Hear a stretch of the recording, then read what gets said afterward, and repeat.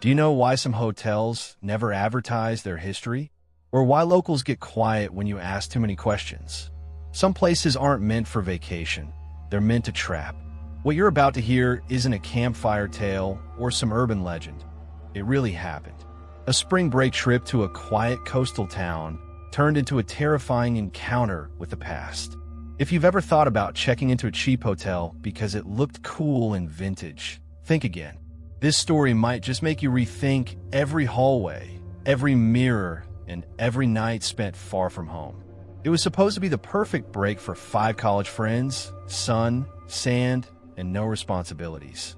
The beach town of Coral Bay was quiet, a little too quiet for a place with such stunning views. That's what drew them in. But this picturesque town held a secret, one the locals never mentioned unless they'd had one too many drinks. They found a small, abandoned hotel tucked away behind dunes and wild palms. It was charming in a creepy kind of way, the kind of place that whispers stories in the wind, stories of guests who never checked out. Literally. Stay close and listen carefully. Trust me, you'll want to hear what comes next. The trip was spontaneous. Nate, Alyssa, Jen, Marcus, and I packed up for Coral Bay after finding it on a random travel blog. We couldn't afford a luxury resort, so when we saw the old Coral Vista Hotel with an open for business sign and ridiculously low rates, it felt like a lucky break. It had charm, Art Deco walls, vintage furniture, and a huge, dusty chandelier in the lobby. A bit worn down, sure, but the guy at the front desk said it used to be the place in the 60s. We were the only guests. At first, it was fun. Ghost hunting vibes, eerie laughter echoing in empty halls, doors creaking shut by themselves. Typical old building stuff, right? But then the laughter stopped sounding fun. It sounded familiar, like one of us was laughing when we weren't. It started the second night.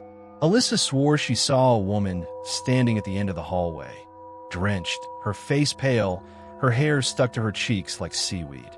We brushed it off. She'd had a few drinks. But that same night, Nate woke up screaming.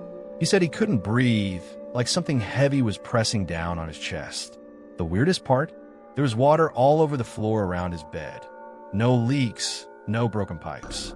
Just seawater. The third night changed everything. Jen disappeared. We searched the whole place. Nothing. Then Marcus remembered the basement we hadn't explored.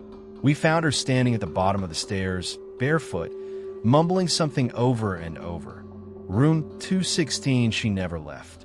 She was ice cold.